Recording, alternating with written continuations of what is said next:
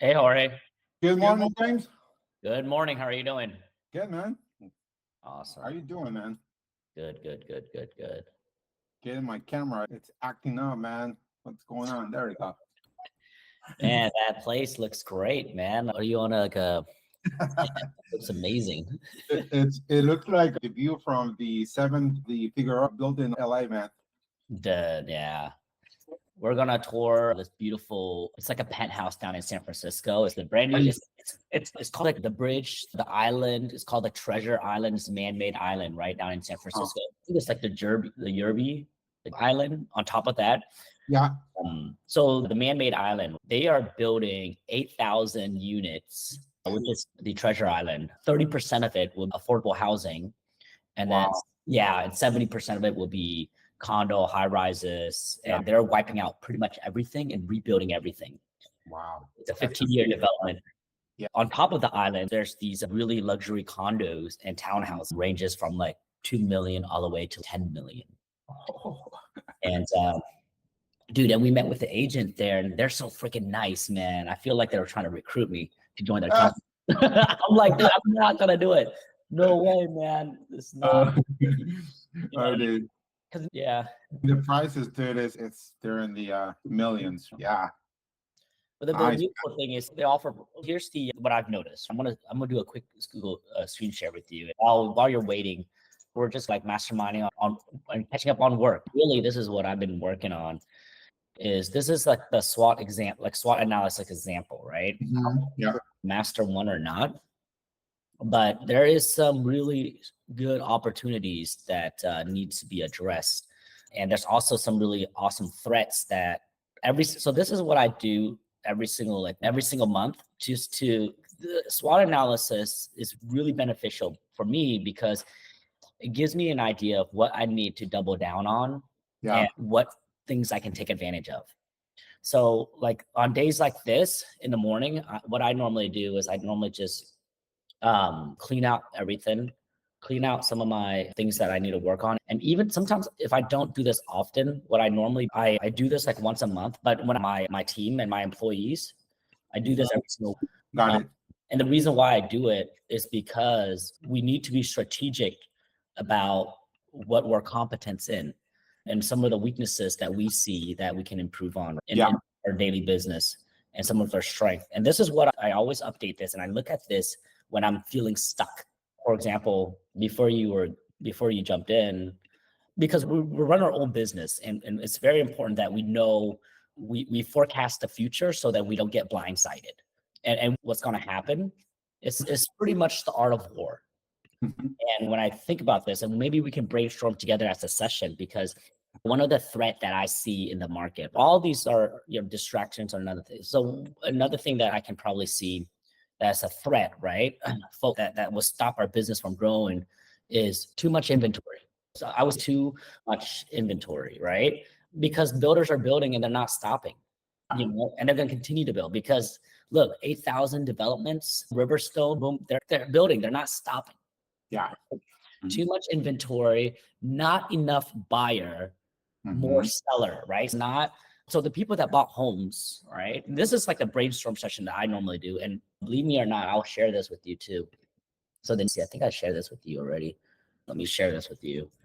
Yeah, let me share this with you. You can be the viewer, so then you can copy it and then create too much inventory.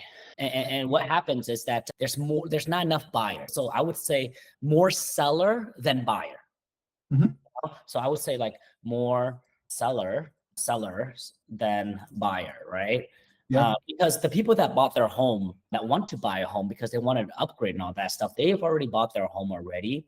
And now they're like the last stragglers, and they're the last the people that missed out on the opportunity to buy. And even if they missed out on the opportunity to buy, they already actually bought during the high interest rate. Correct. So what I'm seeing now is that the people that buy like a year, 2 years ago when the interest rate was high, they're actually in the transition of buying their second home. That is an opportunity, but these are threats, right? So more seller than buyer. So these are things that I think about. So let's look at some of this. So too much inventory. Let's look at it this week, right? So I'm gonna move this up there. Too much inventory, more seller than buyer. Let's put one more in there that we think about. Let's see. Another threat that we do see, that I see, maybe you can add some stuff, but what I do see is that this is uncertainty of the future. So when there's a lot of uncertainty, like presidential elections and all that fun stuff, and not knowing about the future, people not do anything, not move. They want to wait it out. And in real estate, it's seasonality. So I would say macro uncertainty, because we're thinking about like macroeconomic, and macro is very important. So I would say like macroeconomic uncertainty. And then later on, after the presidential election, after the reduce in rate and all that stuff, and the future get a little bit more clear, those would be strength. I would say macro uncertainty. And this is what I would probably do. And these are three things that I would just like highlight this week. Is okay, so I know these are some of like the key threats seen right now in the future, in the next 6 months to a year from now, or maybe 5 years from now. And I build this list up because, and the reason why I build this list up is because I want to forecast all the threats that can stop us from growing our business, and threats that we're just mastermind brainstorming, and we want to pivot. It's the best agent is the agent that pivot quickly. And that's the thing, because the market changes so quickly. Like what used to work back then, which is cold calling, mailers, and all that stuff, it's not going to work in today. No longer working today, yeah. And then same thing with YouTube marketing and email marketing, but we have to shift our communication to our buyer, seller, agent, so that we can grow exponentially. So this is something that we'll do every single week in our meetings. Hey, what do you see? And let's review some of the opportunities, right? Let's back up a little bit, James. I'm just in my mind. Okay, so let's just say I or we as a team, we're going to be sharing this shortcomings or challenges or things that we're seeing in the industry, be specific to one agent, and this will be an opportunity for us as a team as, hey, is this something that you are the only one that kind of seeing it, or is it like across the board? Because if it's across then we can, as a team, put a plan together and say, what are we going to do to offset? For example, you have highlighted 3: too much inventory, more sellers and buyers, macro uncertainty. 3. Okay, let's just say that everyone sees the same thing.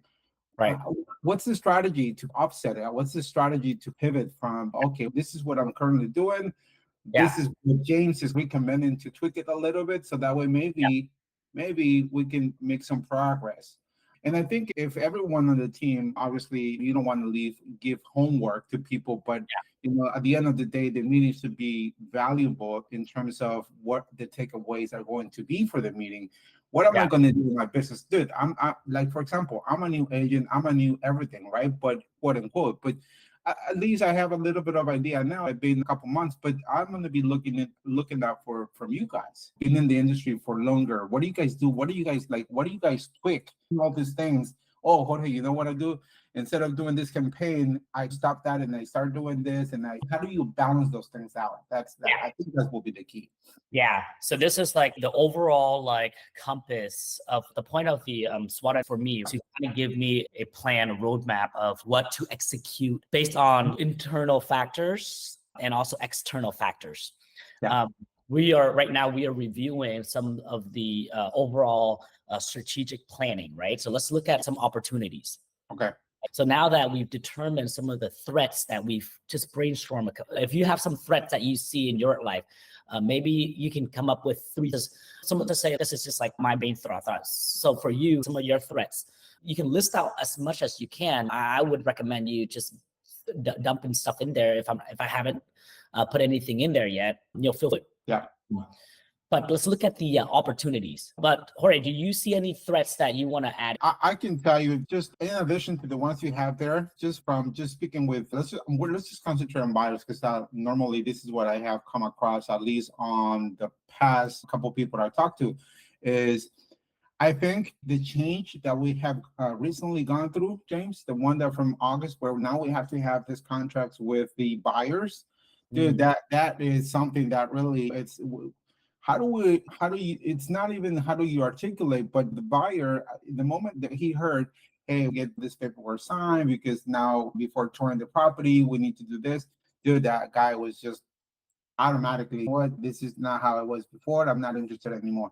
So how do we, without being pushy or silly, and really be compliant with the new law, how are we going to be able to talk to these people? Are you a real estate agent that is tired of wasting your time hosting open houses, doing door knocking, and cold calling for leads? We created free training on how you can add an extra $343,000 in profit a year consistently by selling new construction homes using system, automations, and internet marketing in a brand new market, all without spending more than 4 hours a day in your real estate business. Even if you're a brand new agent with little marketing budget or nobody knows who you are, all you need to do is register the link below and we'll send you the new construction class training along with the text system and email system that we currently have. Here's what you'll learn in the new construction class training: how to find your niche and position yourself as an expert in your local market so then you can be popular and dominate your competition. You'll also learn how to get an endless stream of online leads chasing you down daily. You'll also learn how to automate your business and get the best sales agent in your market to prospect leads and generate sales for you 24/7 without ever complaining, leaving you, or taking a break. We're looking for a couple of agents that we can help grow their real estate business by helping them bring their real estate business using the internet. All you need to do is click on this link and register down below, and we'll send you the new construction class training. Peace and love.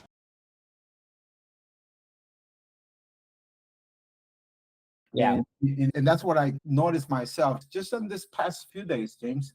The guy used to say, hey, Jorge, give him a call. And I did.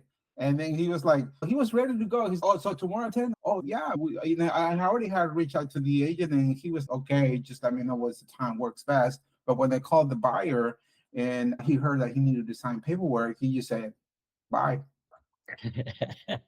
Literally. These are external threats, right? So as we continue to push along with our opportunities, our weaknesses, and our strength, external factors, for example, threats. One of the threat is, I would say, is that people are lacking information. Buyers are not updated with the right information because the law and the environment is changing so quickly. So I would just add there saying that one of the threat is uneducated buyer. I would say uneducated buyers / seller also as well, because one of the to me would be the seller not knowing about the with the recent law. These are recent RE law, right? Yeah. These are really good things that we add in there for opportunities that we can take advantage of. So let's go ahead and recap. So we got some really good threats that you've added in there. And I think that is those are very good. They're not educated. They're dumb. We're not that dumb, but we're also uneducated in a certain area too. So that's why we're learning. But let's go ahead and figure out some of the opportunities that we can see in the marketplace, right? Okay. So opportunities for us are like income, money-making like activities on how we can increase our revenues and our services, not just in real estate, but in all businesses. What can we take advantage of? How can we make more money? What can we do to grow our bottom line?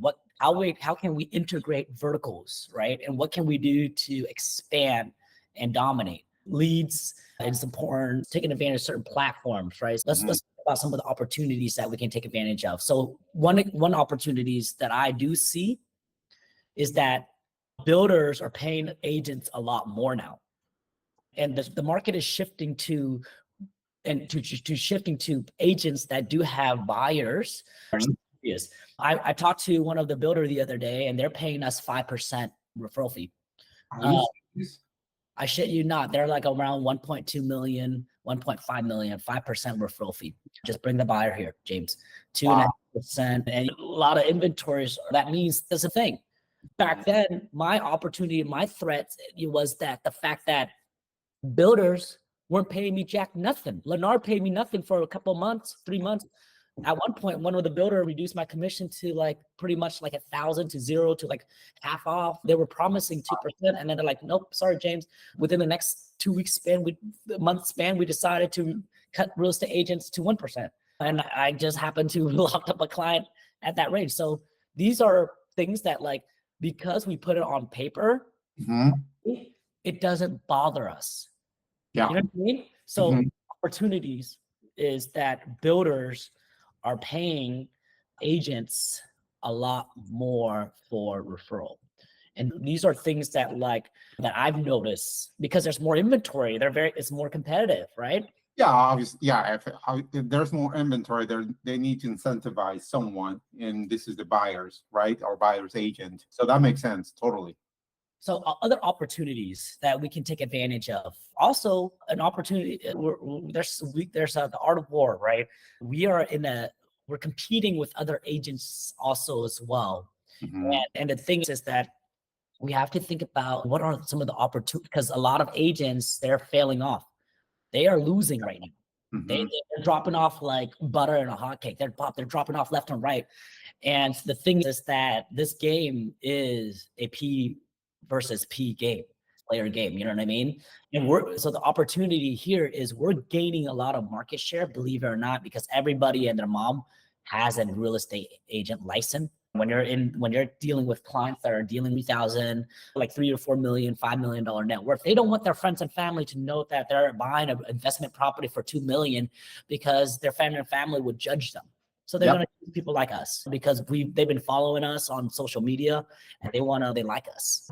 Sure. Sounds like it's another opportunity to really just capitalize on that opportunity. And how would you do that? Just basically market or have more assigned to your marketing, right? Yeah. The idea here is that we're resetting and recalibrating our mindset and our focus and knowing the terrain. Back then, when the Vietnam happened, the art of war, we gotta know our enemy. So there's 4 things: like know yourself, know your enemies, know terrain. And by knowing our opportunities and threats, those are our terrain right there. That's half the battle of the war.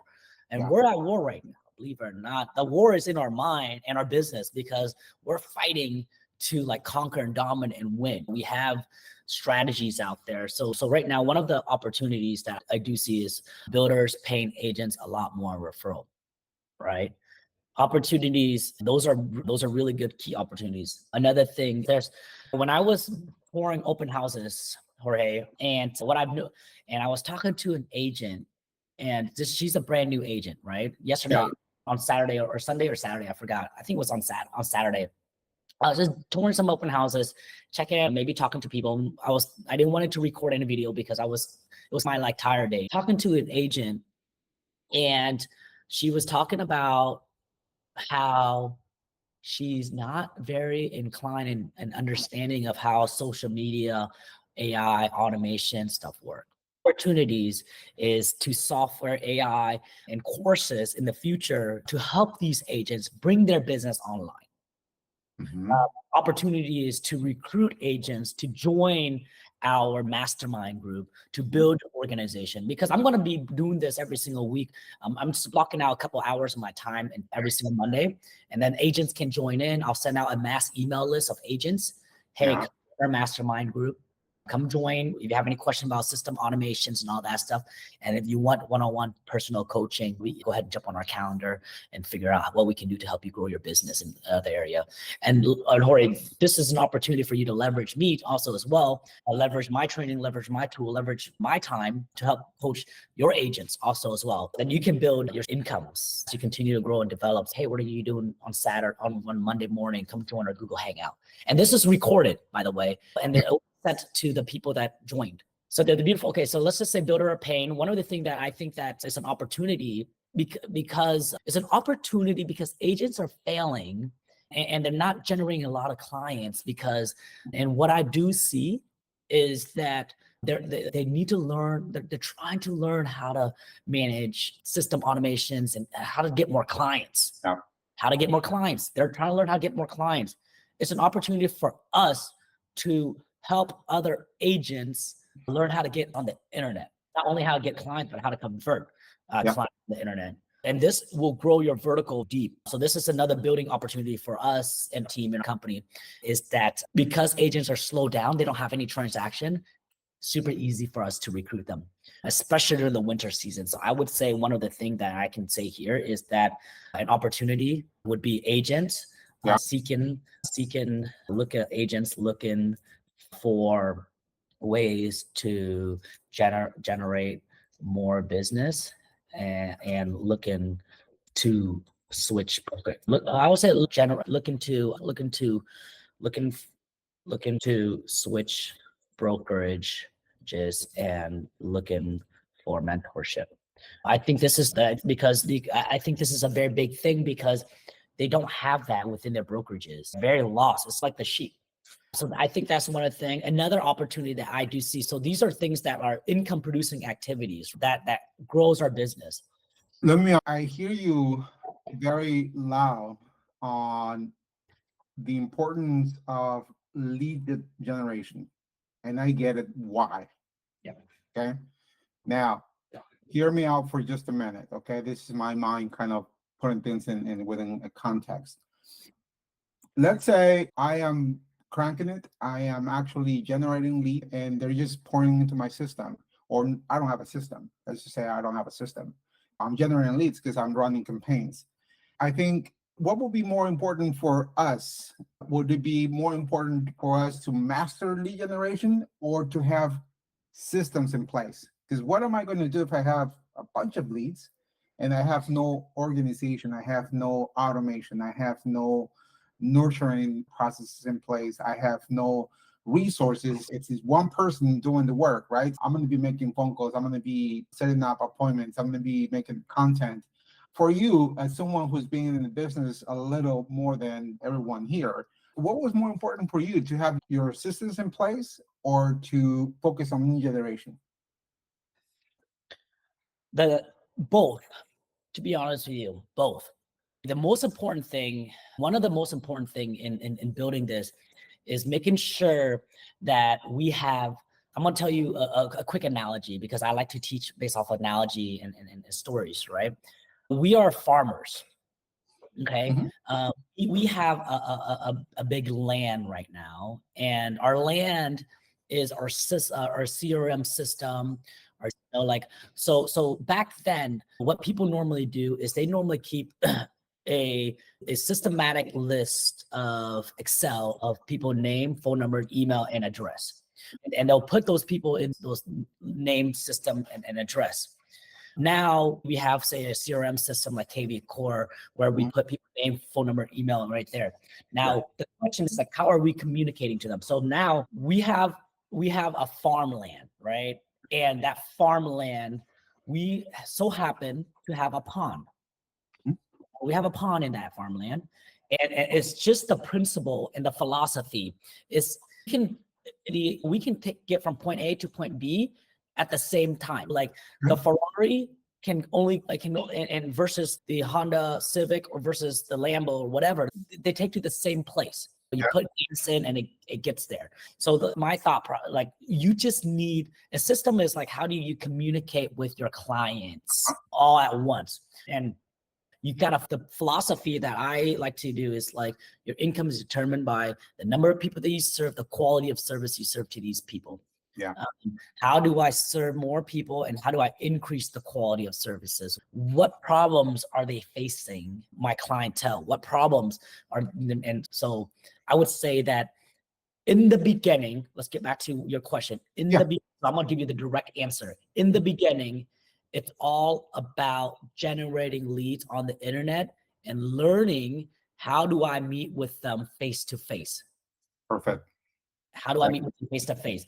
After I text them, after I talk to them, I prospect them, let's meet them face to face. Once they meet face to face, so the name of the game here as the new agent is that once you meet them face to face, your trust went, remember, they don't know that you are real. You are a scammer and you're trying their money from them, and you're in India. And that's the bottom line. Or not even in India, but you're in like the Philippines or in a third world country, whatever it is. That's the nature. But as an internet marketer, your job is them from call to face or Google Meeting. That's the best way for you to win. It's like the conversion rate is 90% once you meet with them face to face. And then they'll open your email, they'll open your text once you meet with them face to face, because you're selling a $300,000 house, a $400,000 house. My recommendation is that for you as new agents, it's the system, because there's all these people that are going to expose to you all the new bells and whistles because you think that this is the missing tool that's going to get me to the next level.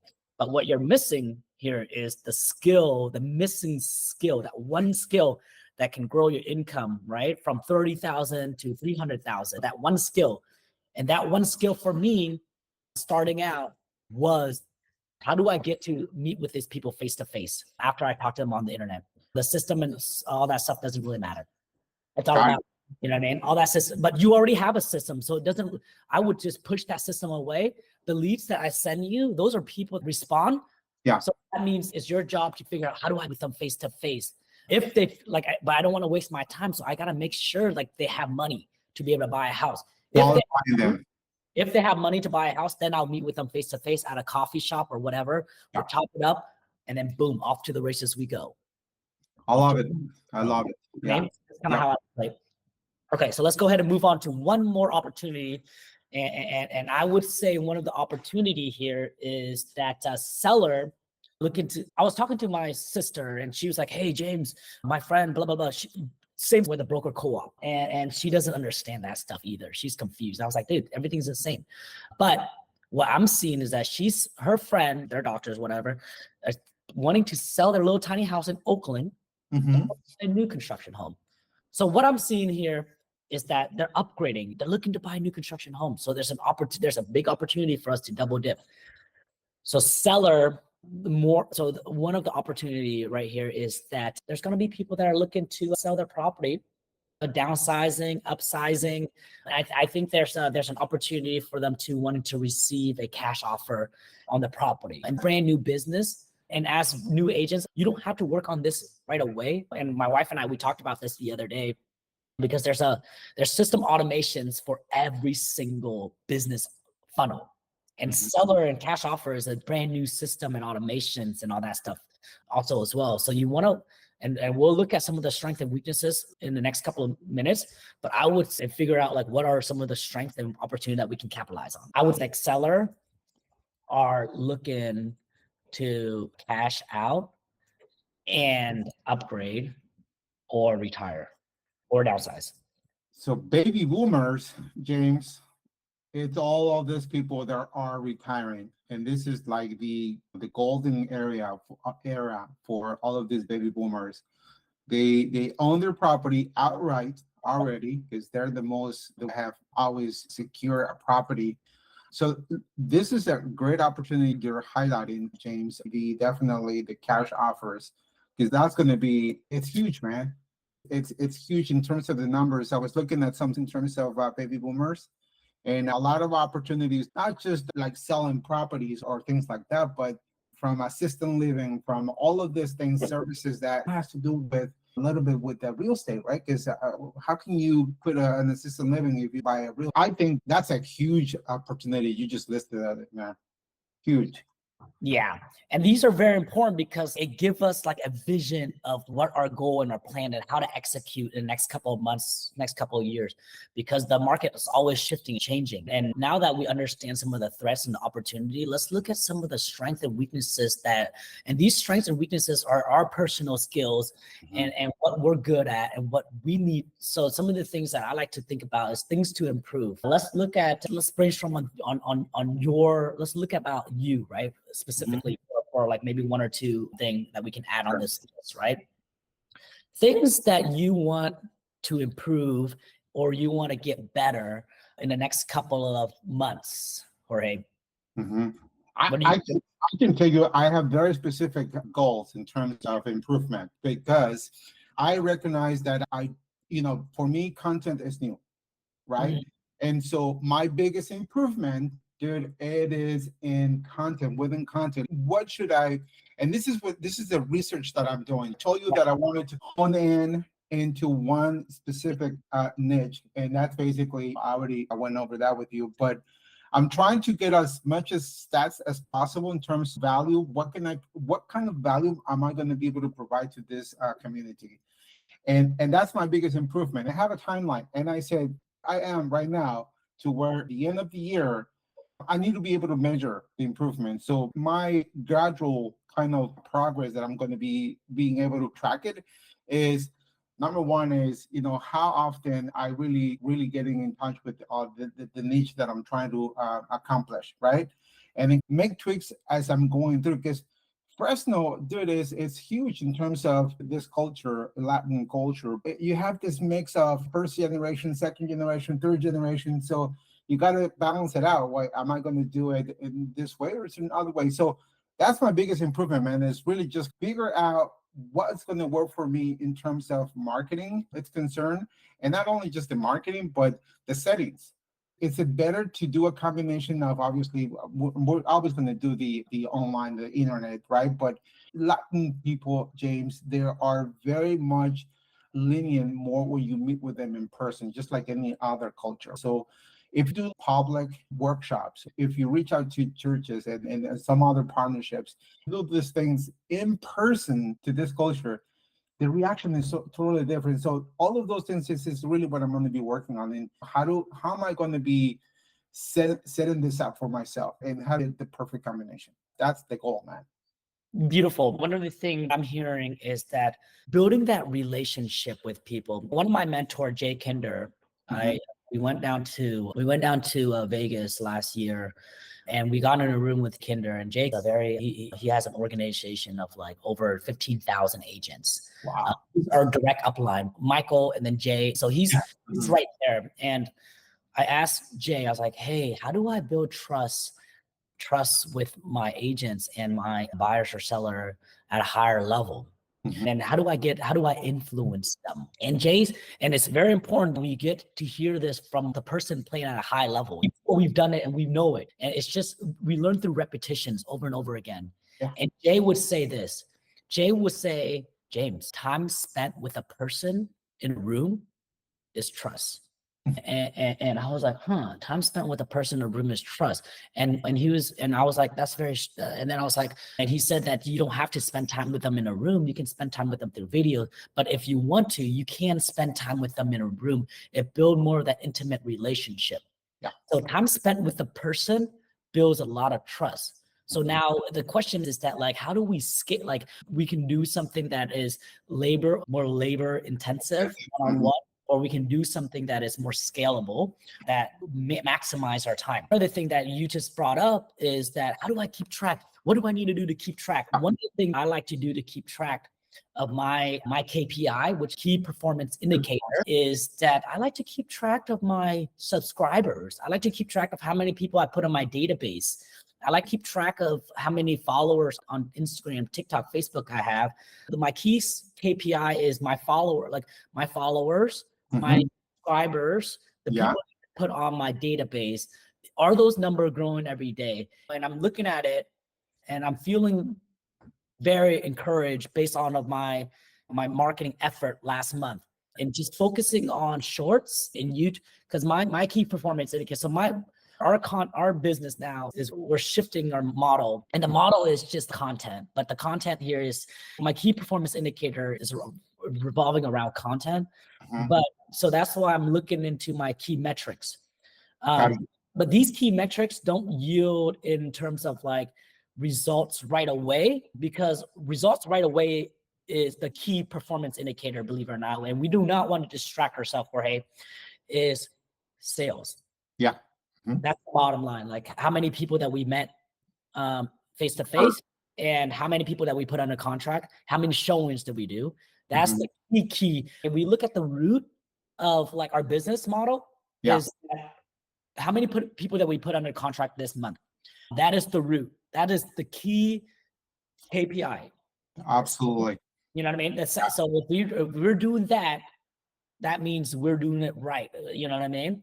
And you are doing it. You're meeting with people, you're talking to people, and you're closing deals. And these are key performance indicator that we look at. Everything is thrown out the park. When I first started out in the business, and I built a business, it's a cold calling business where we set listing appointments for agents, and we set a lot of listing appointments. And one thing that I've noticed was that I was generating a lot of appointments for these people, but the problem was that these appointments weren't closing into sales. It wasn't closing into sales. And we had a partnership with the agents where we do 50-50, but I would spend a lot of money on virtual assistant, cold calling, saying these appointments with them. And every single month, the past weeks that pass by, if agents are not closing, then I'm actually out of pocket because these agents in the Philippines, they cost a lot of money, resources. I had to buy leads and the systems to circle prospect and all that stuff. Yeah. And what I noticed is that my KPI, key performance indicator, was wrong. I was focusing on the wrong problem. I thought that the problem was that these real estate agents need more appointment. But the problem was that these real estate agents are not closing deals.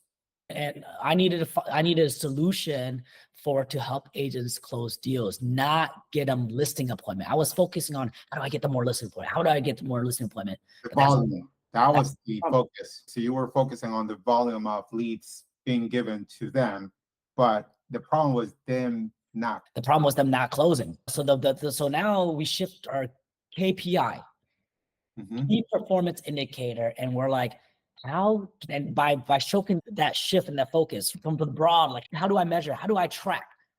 All the way down to sales, closing, and transaction.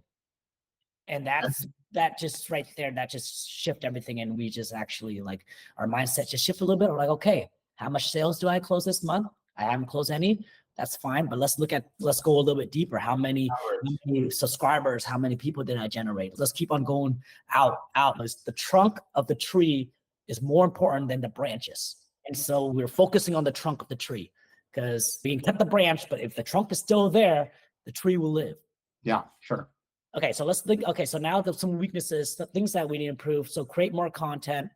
What would you say? I think like for me, one of my weaknesses or that I think things that I can improve on. And remember, these are things to improve on for me is personal development, being more disciplined and taking more high-level courses, training, reading, and mindset.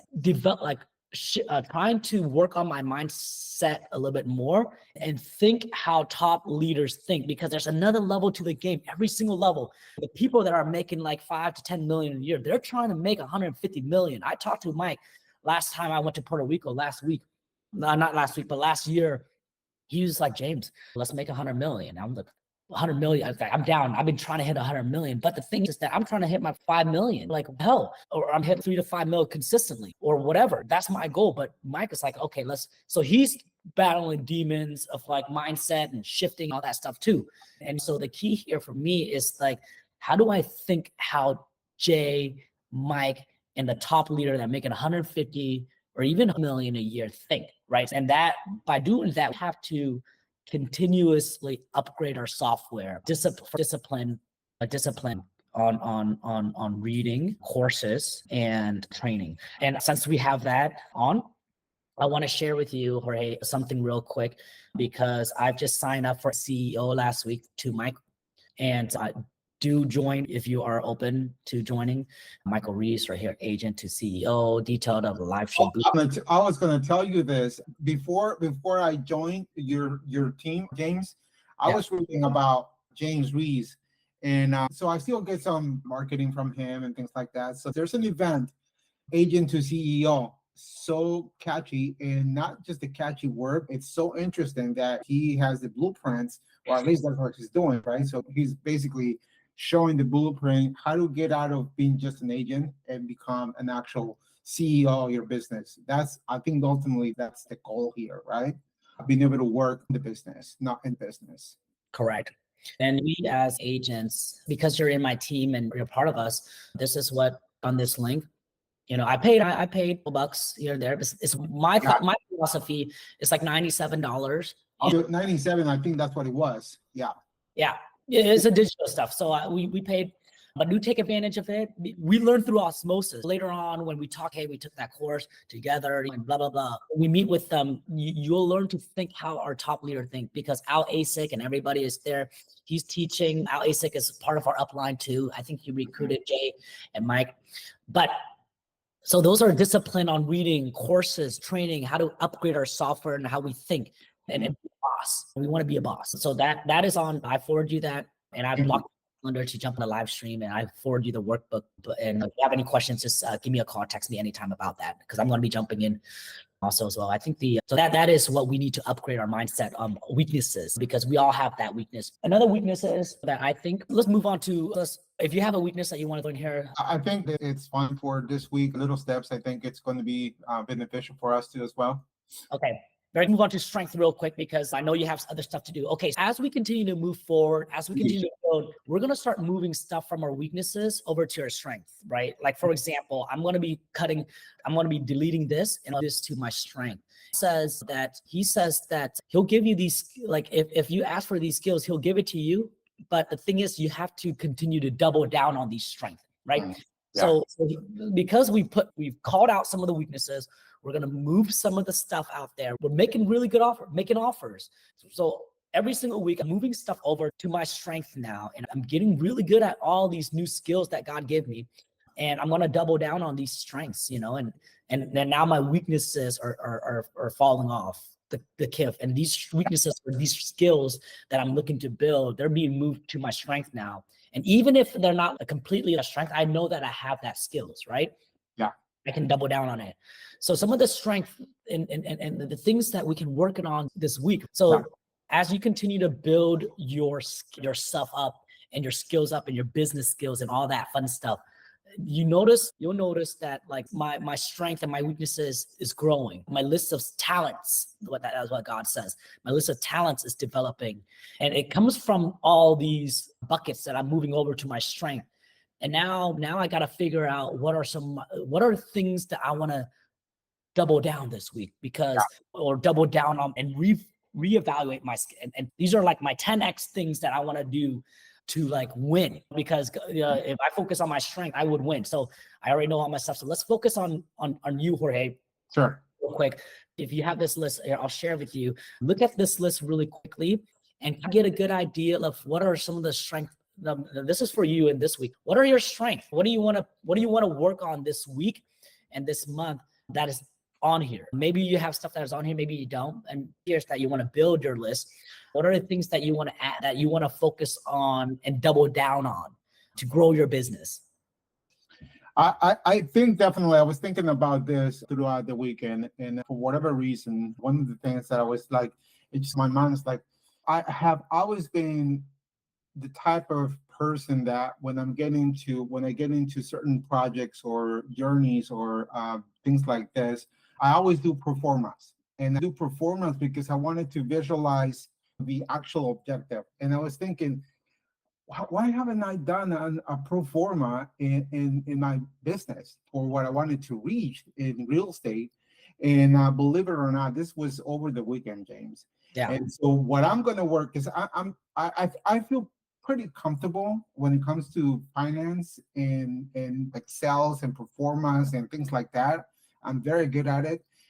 But so I'm the person that I need to visualize it. And hopefully you don't mind, but so there's going to be follow-up questions that I might reach out to you quickly. For example, when you're doing performance, you're trying to figure out how many sales do I need to do in order for me to reach certain net at the end of the year. And that's going to be doubling down to, okay, if I need to, generate 25 transactions in a year, how many leads do I need to generate? And out of those leads, how many I need to convert? And out of those conversions, how many I need to put under contract? And then I need to figure out at least the expenses, the marketing, the business. So it's a big picture, and I'm not going to be able to do it in 1 week, but that's one of the things that I think as a strength I have, and I'm just going to put it to that. Beautiful. Definitely planning, creating a visions, having a model, creating a model.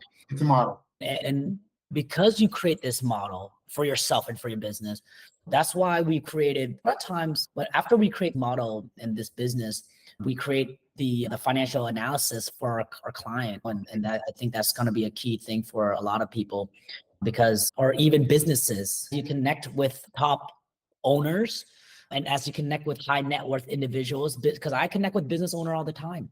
And what you want to do is you want to add value to them, not just in the real estate sales, but in other, like I like to do like I would create a pro forma for yourself. This is an opportunity for you to also market financial planning and analysis and marketing for other businesses also as well. And these are really good highlights. I would say financial planning, pro forma, forecasts. Yeah, those are 3 words that I'm just very familiar with it. Just the big picture, James, just on the really administration. I'm very familiar with P&Ls and net sheets and balance sheets and all of these great things that it has to do with business models. It all starts with a pro forma. And I'm going to be sharing it with you because I love to share things. I love for people to really critique and really put some feedback because I wanted to be able to use it. I don't know, maybe you have it, maybe you don't have it, maybe you have it, but you want to tweak it. And so I think every week I'll share how much I have so far done in the pro forma, and then you kind of, peek at it and take a look at it and see what your thoughts are. And not only that, but so you have a goal, you have an objective, you have pro forma, you have visualized your business model. Are you making progress? Yep. Are you hitting those targets? And if Yep. not, then maybe your pro forma is just a freaking error and Yep. you got to tweak it.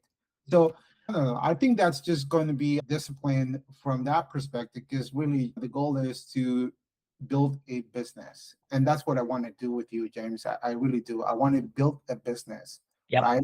And I'm not afraid of sharing. I'm not afraid of teaching or showing what I know. Yep. I think it's valuable. Why would I be afraid of? Just is better. In that event, yeah, that's basically one of my strengths. And one of the things I wanted to put to work is I think it's going to be valuable here. Awesome. So that's fantastic. So let's go ahead and push forward with that strength. I Sure. want to add real quickly because I don't want to take too much of everybody's time. So I'm add like marketing and sales for me, marketing and sales for me. And then I'll add one more thing to here is relationship and people. So those are things stuff for me, but I think when you work on that pro forma, we're going to review it. This is a melting pot, sharing everybody's ideas. Mhm. So those are some of the key that we've discussed. And now that you see this, I'm going to wrap around on some of your Q&As. And maybe if you want me to share with you some of my screens, if you have any other questions, let me know in terms of like this type of stuff, because I'm going to be doing this every single week on Monday. Awesome, man. I love it. I think it's going to be, you're going to feel great, man. I'm telling you, this is really surfaced a lot of the things that you're quietly thinking about it, right? Throughout the week and while you're driving and while you're doing your content. And then now this is the time and this is the platform to really just voice those thoughts and really just have people to jump in and say, hey, that's great. And or even act, and that's the goal. Yeah. Yep. So I guess that's pretty much wrapped up for this one. Yeah. For my plan this week, I'm working on. So let's review my plan, right? Let's review on recap on what your goals are this week. So your goal is to build a financial model. Yep. And then, so my plan for this week, some of the opportunities. So these are opportunities that we can take advantage of, paying out more agents. So what can we do to take advantage of the opportunity? Of course, market their property and agents looking for brokers to switch brokers. These are really good stuff that we're gonna focus on. We're gonna look for ways on how we can capitalize on these campaigns. Yeah. So we've already seen this happening too much already. All these, and we're aware of that. So we're not really blindsided about that. Yeah. Weaknesses. We understand that some of the things that we can do better is make more content, be more disciplined. So in our training, we've solved some of that issues right now. Some of the training that we're taking, and our strength. Some of these are our strengths that we're going to double down this week, this month, and then we'll update this file in the next couple of weeks or so, and figure out what needs to be the key highlight for the upcoming week, months, and whatnot. Okay, sounds great, man. Awesome. Yep. All right, Jorge, is there anything that you want to go over? Oh, I needed to ask you, did you, Sophia, that person? Yeah. I'm texting her in Vietnamese. If you want, you can three-way text us. It's a lot easier, but I think the guy's coming this Wednesday, right? Or Thursday? Thursday. Put it out for Thursday. I think that's when she has time. And the guy had an opening for Thursday. So Thursday at 9:00, I told Sophia, look, Sophia, he's able to knock out $100. So he's going to charge you $1,100 to do the whole. And here's the thing, James. Yeah. When I talk to these other companies, and so they're like $2,200, $2,500 for, because I described what was the work going to be required, right? So they're going to be like the company who gave us the quote. They're going to be drilling holes anywhere and everywhere that is needed throughout the house, right? And these other companies were like, no, we're just going to treat the garage. And I'm like, so this other guy is just, it's no brainer. Just do it with squish it termite, because they're going to do a lot more better job for $1,100, James. It's a good deal. Yeah. It's not that big. $1,100 is not that big. But the key here is that small wins, like what you did was, it doesn't pass. And Definitely. always they're learning like, okay, we're in the servicing business and we're asking. I just talked to my client that are building an ADU in his new up building, right? He got a quote. I was like, dude, all you need to do is just ask for what's the best deal? Because I've been watching a lot of people that are flipping like baseball cards, ball cards, all that. They just ask all the time, what's the best deal that you can do? And they knock off like 10% all the time. They always knock off 10%. And you know what, James? At the end of the day, I think it doesn't hurt. So what's the worst that's gonna happen? Like you said, it's like you ask for it, and if say yes, then that's it. That's good.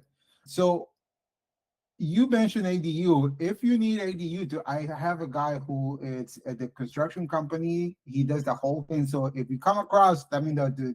I got the contact. Okay, fantastic. That's really good. Next time I'll ask for sure, because I'm in the process of looking to one of the opportunities, believe it or not, I didn't put it in here, is I'm looking to buy a property, but I'm also looking to either instead of buying the property, do both, generate another passive stream of cash flow by buying another piece of investment versus, or the order of operations that we're thinking, right? Is should I buy a property, cash, or should I use that cash to buy a home?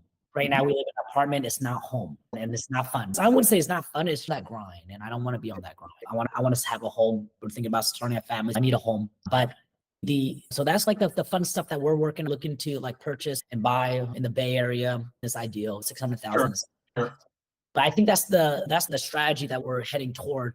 And then fun ideas like all these other opportunities. What if I buy land and just develop it, because I can put like $600,000 on this piece of the architecture and all this stuff and build it all up.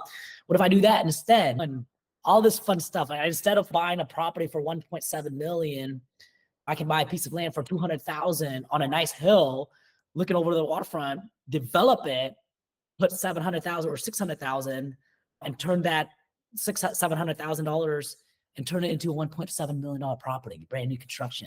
Hey, man. Yeah. Keeping that and that, because that's the dream, man. I'm telling you, it's the dream, and it's really just building and cash flowing. I think that's your retirement, and that's how you need to think. If you have the capital, James, stop at just paralysis, right? Yep. So I think for you, man, you're in a perfect position to really just do whatever you want right now. And investment, it's the way to go, man. I'm telling you, it's the way to go. And these are opportunities and stuff that I do enjoy doing. Like for sure. My wife, so my mastermind, a lot of times when I don't have time talking to you, is I talk to my wife. I was like, babe, I just talked to Auntie. I told her to give me a pre-approval for 1.5. I also told her to give me a pre-approval for 1. I told her I probably like do 500 down right now if you want, and I told my wife, I was like, or we can just use money to buy a property outright, or we can wait next year and do all this other stuff, because a lot of our wealth is in investments and like equities and stocks and other stuff too, and cryptos. So why don't we do this? But long story short, we have a plan that, because the problem that we have right now is we live in a 1-bedroom, 1-bath. Yeah. We need minimum. I should have listened to and move forward with a 2-bedroom, 2. And when this lease ends, so we have different options, then we can probably get a nice apartment or whatever in the same building, 3-bedroom, 2-bath for $4,500 a month, or for a 2-bedroom, 2-bath here is like 32. So we can take advantage we can do that too, which is like $600 more. And it'll give us some like wiggle room to move around where we can build our investments and take more risk. So we'll see. One of my mentors in the healthcare, James, he was an MBA guy, really sharp. He was a doctor as well. Here's how you can tell whether you're doing the right thing or not. And sometimes we do things because we fell in love, because we do all of this. It's just emotional. But if you're out of pocket every month, that's a liability. If you're cash flowing, that's a win for you, man.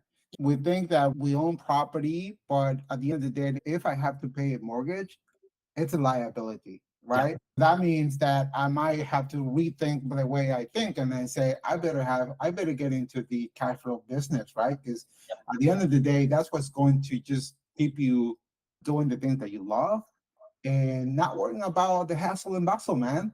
Yep. And I know you have that opportunity because obviously you've been here for a little while, man. And culture, dude, Hispanics are the same. They're like, I have $500,000. They want to put all of the property. Dude, you have the capital. You have to maximize it. You have to be able to say, why would I need to put $500,000 just because I don't want this, that, and that? As long as you're cash flowing and you don't have to put all your money in one basket, that's a game changer. You know what I mean? Yeah. And what I like to reference back to the story of Joseph, and he talked to the king. And one of the things is that he forecasted the king, and he said that you're going to have 7 years of fortune, but you also have 7 years of famine. Yeah. So when good times happen, you got to definitely seize it and take advantage of it. And in life, we all go through different seasons, and everybody is different from everybody else, but we have to be aware that there will be time when there's famine, and you have to ride out the wave for famine. And that you will never want to be in a position when there's famine. So having cash flow, not having debts, is very important. And as you continue to implement some of those strategies and principles in your business, and as I continue to do, just know that my business model is the people, and just being in this journey with like good quality people is fun. That's what I love to do, man. That's what I love to do. James, it's always fun to talk to you, man. I can spend a lot of fucking time talking to James. You're full of ideas, and I love your ideas, and I love your enthusiasm, and I love your energy. All of these things are very inspiring and really makes people keep going and pushing forward, man. You're a cool guy, man. So I'm really much looking forward to this meeting, dude, and really contribute. I hope that the little things that I talk about and share with you, it makes sense to you as well. And I told you, if you need anything, you don't have to always be the one providing. You can always reach out to me and say, oh, I need this, I need that. If I don't know, dude, I'll get it for you. Thanks, Satori. I appreciate it. This journey is it gets lonely on top, but I'm still climbing. I'm sure the people are still climbing. There's so much for this world to offer, and it's really a journey. Make it fun. And it's funner with the people that you enjoy hanging out, that share the same idea, philosophy, and goals as that wants to grow. And that's what I'm about. And no, we're super excited. And I sent you the stuff for Michael, agent to CEO. I'll be there. I'm going to take it. And maybe we can mastermind on what we learn next week. Yeah, for sure, man. I really appreciate it. So if there's anything else that you can think of in terms of Sophia and these other people that are working on John, I'm texting him. I'm keeping in touch with him. Nice. He's like, just right now, he liked the house, James, but he didn't be outside. And that's fine. So just take your time. Just let me know you're ready. And if you need houses, I can send them. I think he likes to see things on his own. And he'll reach out. He says, I'll reach out. I say, fine, perfect. Yeah, not a problem. I'll talk about people, like the people that reach out there. Just let them do their thing. Yeah. Then, but the fact that I check up on them is so. It's your client. Obviously, I want to provide the same service to anyone. And I'm trying to keep you up to speed on or at least updates once in a while. But this meetings is going to allow us to do that. So if you have any questions about any of the ones that you send me, dude, don't hesitate to ask me. That's the game, right? That's the job. Awesome. I 100% trust that you're learning the skill, and you're going through the motion, and you're getting a good feel for how I operate. And I don't like to micromanage. I that's the thing. You do you. The results speak for itself, and I see the results. So I don't need to micromanage or ask, because I already see it. It's done. So it gives me a lot of confidence and courage to continue to leave it there and then to open up other avenue in the future also as well, and be like, hey, look, I can double down on this stuff. It's fun. Cool, man. All right, James. Thanks so much, man. All right, Jorge. This meeting was a success. I'm going to, after we're done, I think it'll be forward to everybody, and then to you, and then, we'll connect next week. Perfect, man. Take care. All right, you too. Talk to you later. Bye. All right, bye.